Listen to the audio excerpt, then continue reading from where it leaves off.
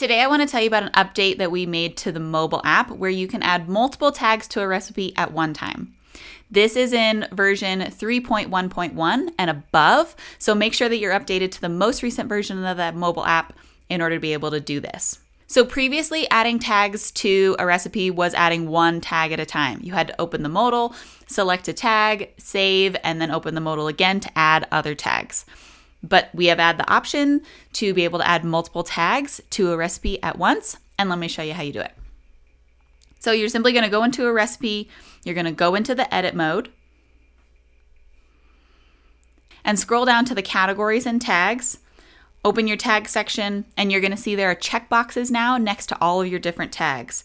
So all you need to do is go in and select multiple of these tags, however many that you want. You can hit save, and now you'll see that all of those tags were just added to your recipe all at once.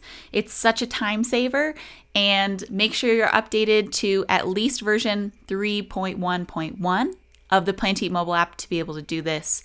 If you have questions, please email us at help@plantitt.com, and I will see you in a video real soon. Thanks for watching.